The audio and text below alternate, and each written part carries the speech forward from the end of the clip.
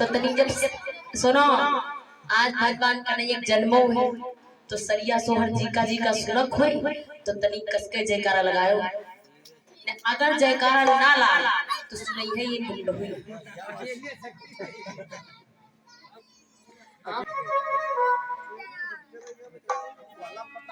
हाँ हमारी माताएं बड़े ध्यान देंगी। प्रेम से बोलो भगवती माता की, आदि शक्ति दुर्गे माता की, गंगा मैया की।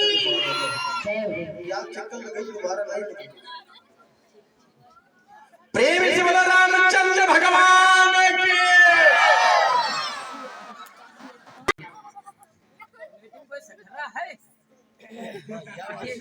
हमें यार ताकत नहीं है। तुम तो सबको तो मजिया वालों को बुला लिया हो।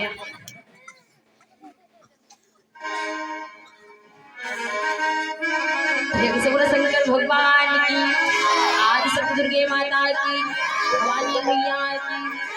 आइए कथा की तरफ ध्यान देते हैं। दोपहर में हमने अपनी कथा कहाँ पे विराम की थी? मेरे भैया इधर पृथ्वी पर बड़ा अत्याचार बढ़ रहा है। कंस बहुत अत्याचार कर रहा है। जब ज्यादा पाप बढ़ने लगा तो पृथ्वी मैया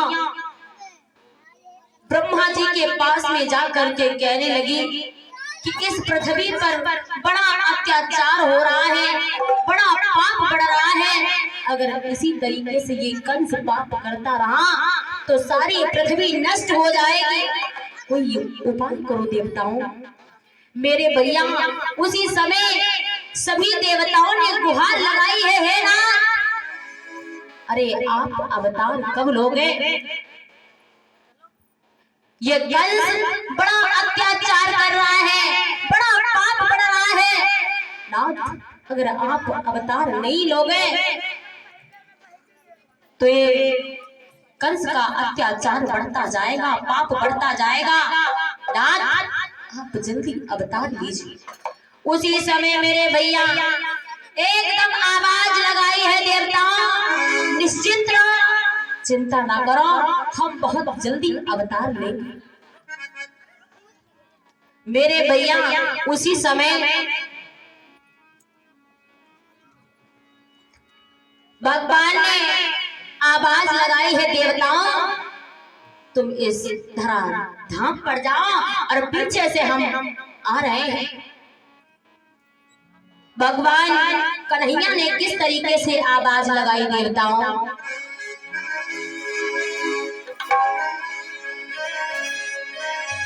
कि तुम भी जाओ भूमि पर, तारो याद वीरू मेरे भैया भगवान कन्हैया ने आवाज लगाई है, देवताओं निश्चिंत रहो और इस धराधाम पर जाओ, पीछे से हम आ रहे हैं, अवतार बहुत जल्दी लेंगे। मेरे भैया माँ पृथ्वी सारे देवगण विचार करने लगे और ब्रह्मा जी ने जवाब दिया, मैया पृथ्वी से, मैया आप रुदन ना करो, भगवान का अवतार बहुत जल्दी होगा। इधर उसी समय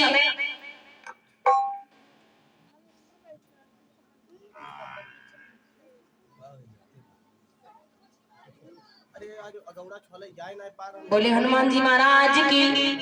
मेरे भैया इधर उसी समय सारी देवगण चले जाते हैं, मैया पृथ्वी भी चली गई। लेकिन भगवान कन्हैया किस तरीके से अवतार लेंगे इस धराधाम पर, उनका अवतार कैसे होगा? इधर जो महाराज देवक थे उनकी पुत्री का नाम था देवकी। देवकी नाम था। धीरे धीरे देवकी बड़ी हो गई, सयानी हो गई, तो महाराज देवक ने महाराज उग्रसेन से कहा कि हम अपनी बिटिया को तुम्हारे हवाले सौंप रहे हैं।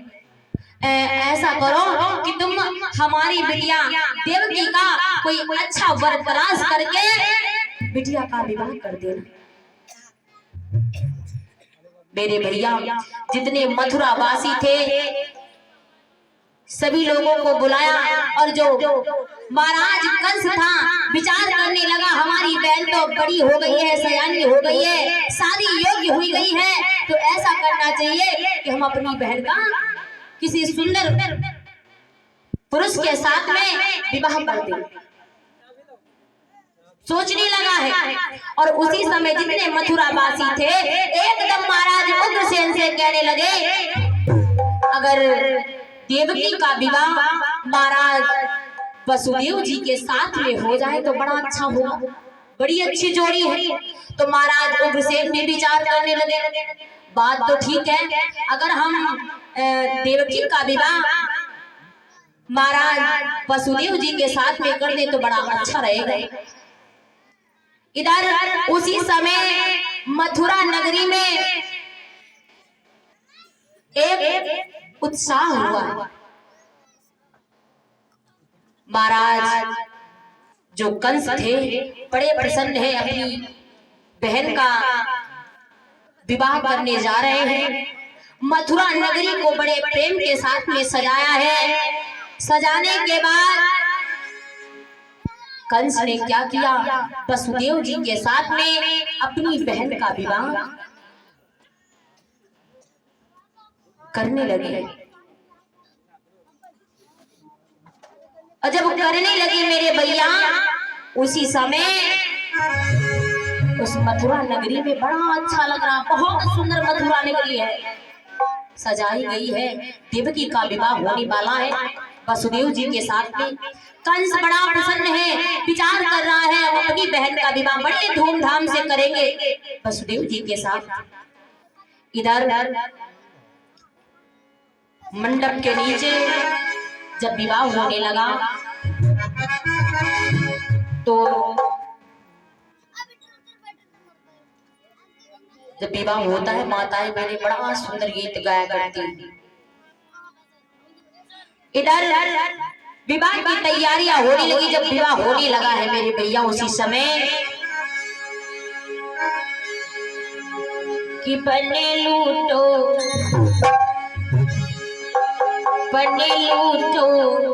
नहीं बनुरी दे सलौटी जाऊं घर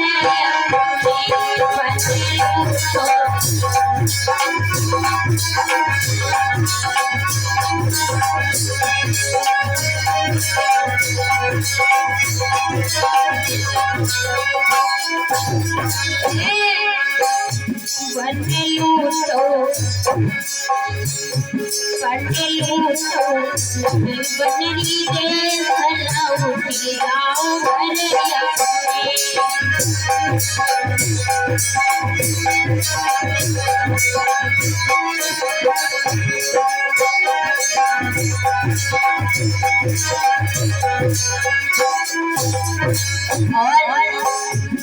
अरे बनरी शहरों बनी बहुत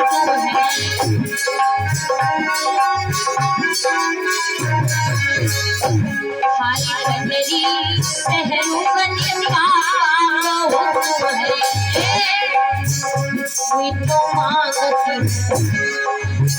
कोई तो मांगती है मम्मी तुम्हारी राम हरे अपने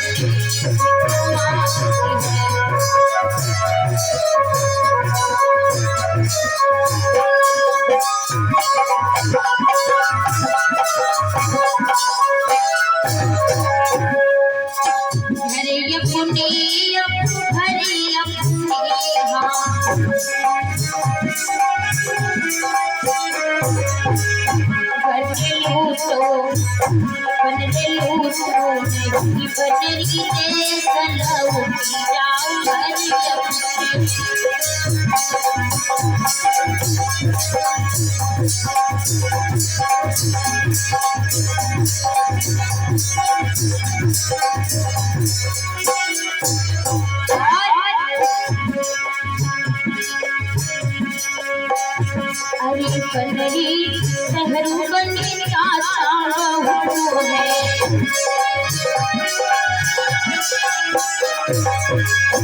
अरे बनरी शहरू बनी चाचा बहू है।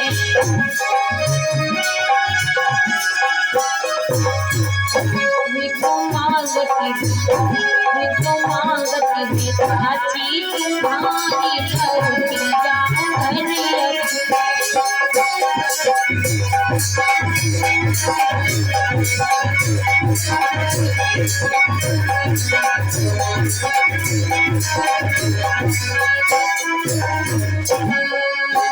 हरी अपनी बनरी शहरू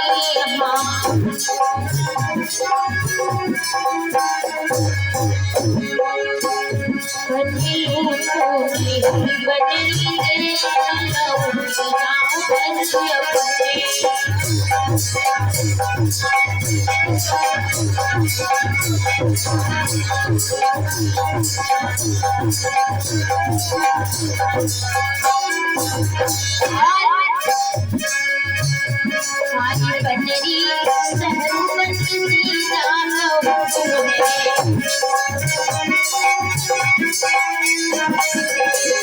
हाय बनरी शहरू बनी चाचा बहू है।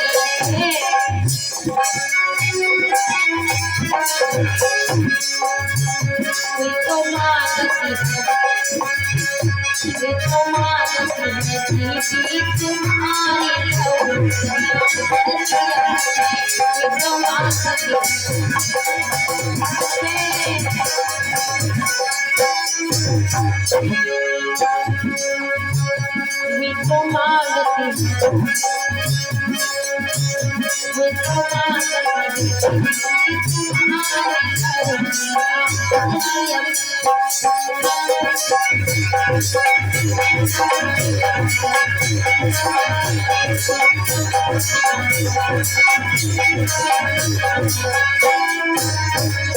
बोले हनुमान जी महाराज की, भक्त और भगवान की। मेरे भैया इधर बड़े धूमधाम के साथ में देवकी और वसुदेव का विवाह हुआ है।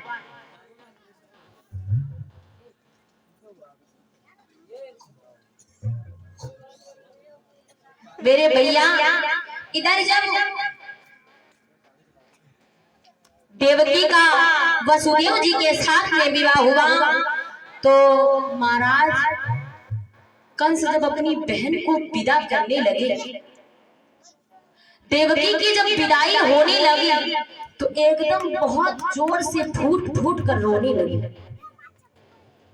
जब किसी बहन की विदाई होती है तो सबसे ज्यादा कष्ट होता है उसके भाई को। मेरे भैया कंस को बड़ा दुख हुआ, कंस रोने लगा, कहने लगा बहना अरे तुम यहाँ से अपनी ससुराल चली जाओगी, हम कैसे रहेंगे, हमें बड़ा कष्ट होगा, बड़ा दुख होगा। आज देवकी रोने लगी है, अपने भैया से कहने लगी भैया मैं आप लोगों को छोड़ करके, माता पिता को छोड़ करके अपनी ससुराल चली जाऊं, क्योंकि जब एक बेटी विदा होती है तो अपने माता पिता को जब छोड़ती है तो उससे पूछो बड़ा कष्ट होता है, बड़ा दुख होता है। पता नहीं कैसी ससुराल होगी, कैसे वहां के लोग होंगे, कैसा बर्ताव करेंगे, ये किसी को पता नहीं है। मेरे भैया आज देवकी फूट फूट कर रोने लगी और अपने भैया कंस से कहने लगी भैया मैं अपने माता पिता को छोड़ करके, बड़ा दुख हो रहा है अपने ससुराल। देवकी बेचारी रो रही और रो करके कहने लगी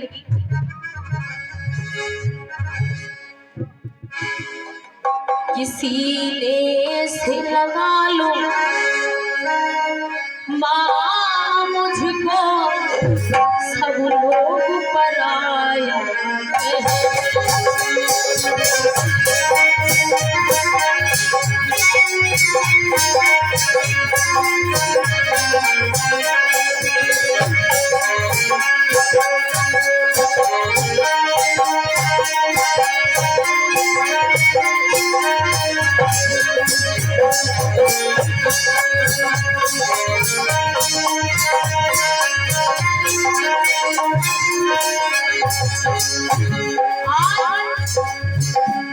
देवकी फूट फूट कर रोने लगी और रो करके बोली है,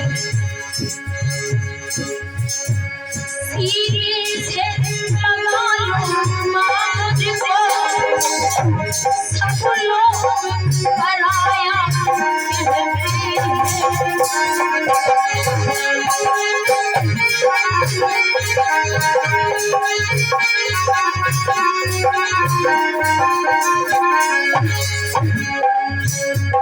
सीने से लगा लो मुझको, सब लोग पराया।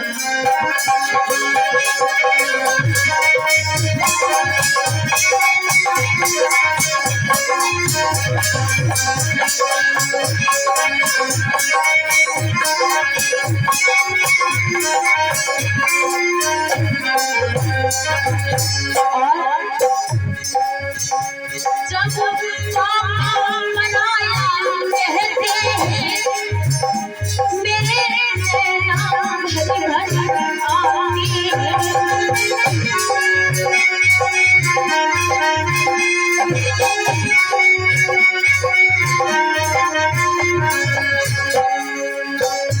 जब पापा मनाया कहते हैं, मेरे नाम भरी भरी आती मैं क्यों पर आई होने लगी ये दिलों में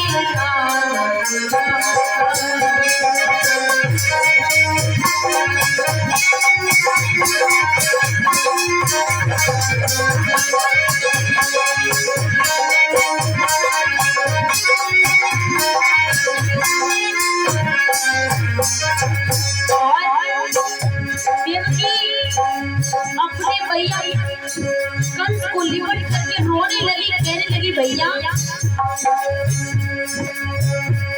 बड़ा कष्ट हो रहा है, बड़ा दुख हो रहा है, क्योंकि भाई बहन का प्यार बड़ा अनोखा होता है। जब भैया पराया तो दिल मेरा घबराता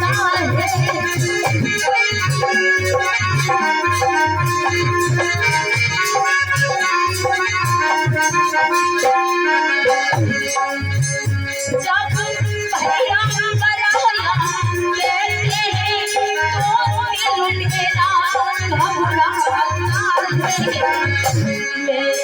क्यों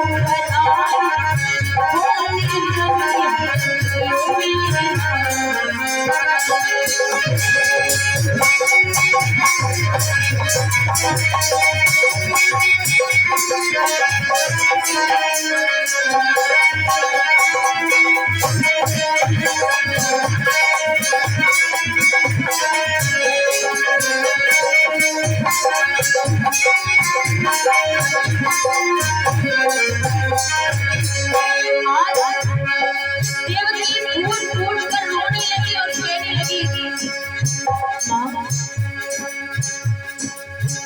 सीने से लगा लो मुझको, सब लोग पराया सीने से लगा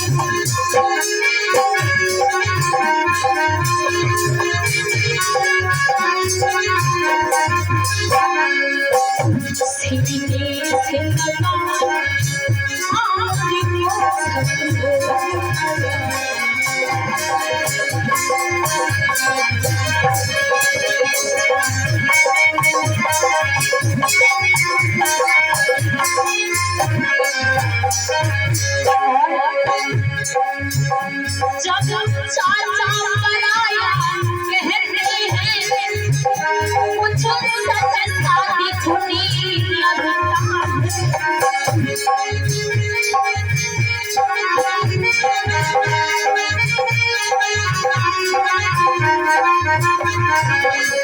जब चाचा पराया कहते हैं, कुछ सच शादी खुली लगता है।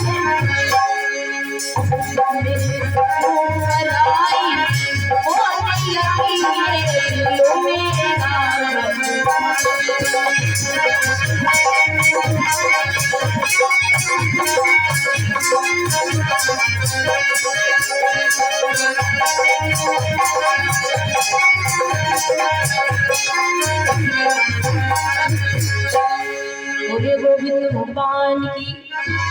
मेरे भैया इधर महाराज कंस ने क्या किया है, बड़े प्रेम के साथ में अपनी बहन को विदा किया और श्रीमान राधा उर्फ धीरज साउंड सिस्टम फरीदपुर से ये 51 मुद्राएं परमात्मा के चरणों में दान कर रहे, बहुत बहुत धन्यवाद। और 51 मुद्राएं राधे श्याम गुरेरा बाराबंकी से और 11 मुद्राएं राम सहारे भवनियापुर से ये परमात्मा के चरणों में दान कर रहे, बहुत बहुत धन्यवाद। मैं भगवान से विनती करूंगी सभी दानदाताओं का परिवार सदैव सुखी संपन्न बना रहे, मंगल में कामना हो, यही प्रभु से वंदना निवेदन है।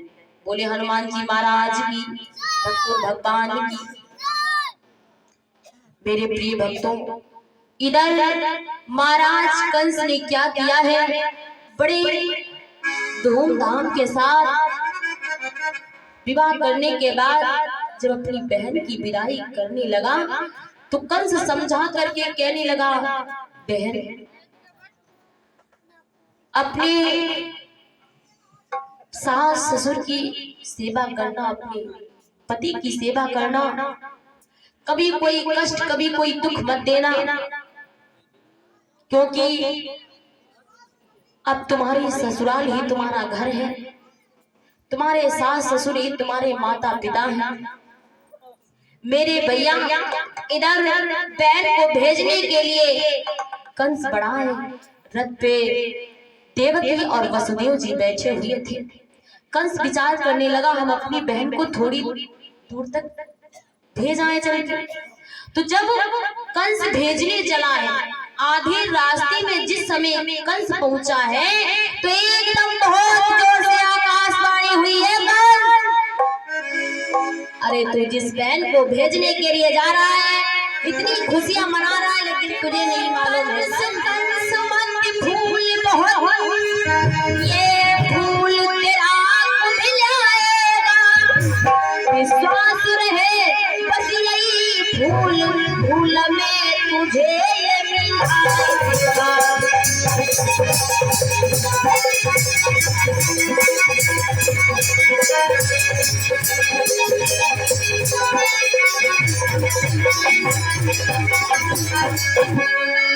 जिस बहिन देवकी के पीछे कितना आनंद मनाता है, उसके ही काले पर्दे में तेरा घातक मुस्कुराता है।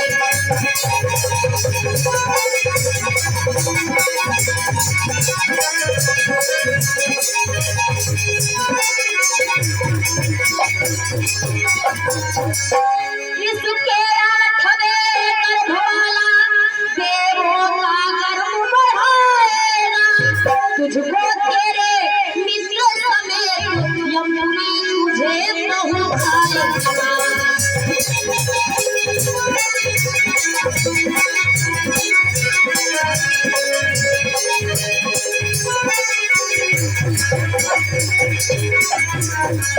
मेरे भैया एकदम आकाशवाणी हुई है ये कंस, अरे तू जिस बहन के पीछे इतना आनंद मना रहा है, अपनी बहन को बड़े धूमधाम के साथ में विदा कर रहा है, लेकिन तुझे नहीं मालूम है इसका जो 8वां पुत्र होगा वो तेरा काल होगा।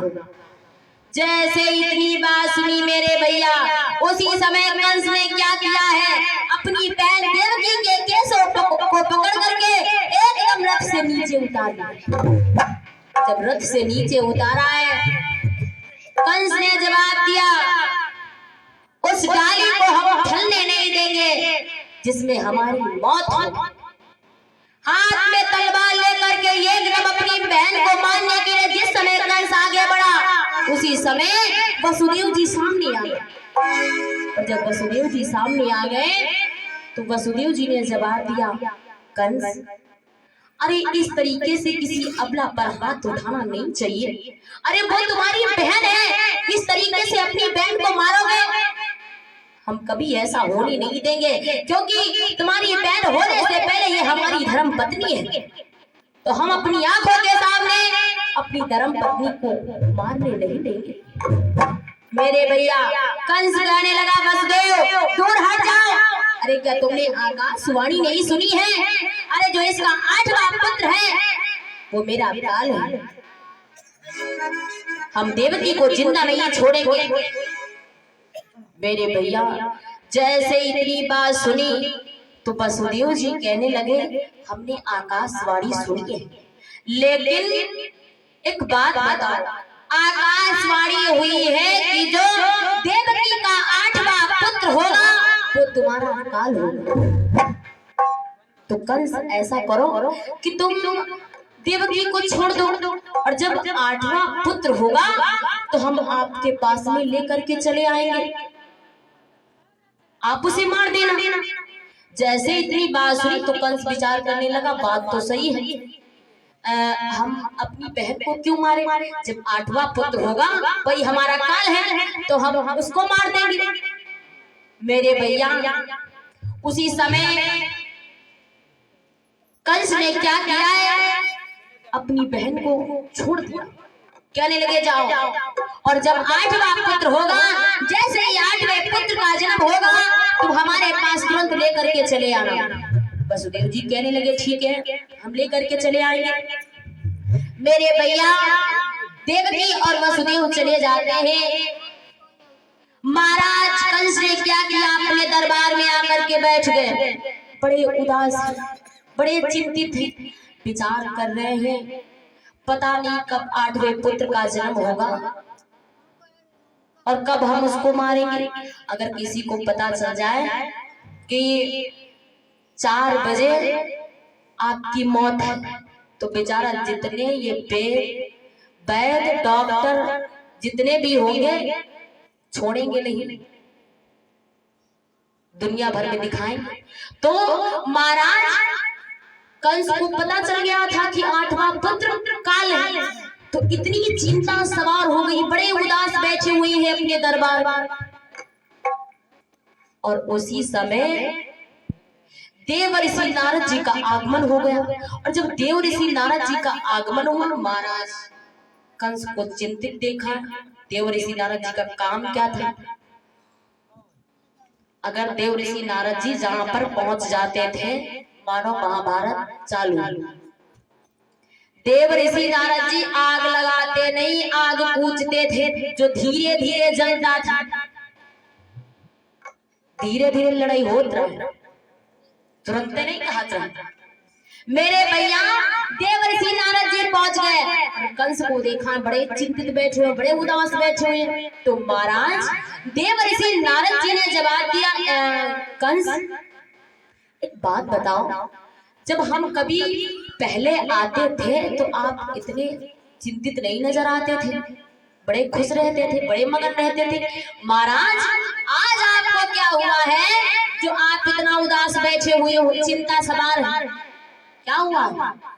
उसी समय कंस ने जवाब दिया, नारद अरे हम क्या बताएं, हम अपनी बहन को विदा करने के लिए जा रहे थे, आधे रास्ते में पहुंच गए थे, उसी समय एकदम आकाशवाणी हुई थी, ये कंस जिस बहन को तू विदा करने के लिए जा रहा है उसका जो 8वां पुत्र होगा वो तुम्हारा काल होगा।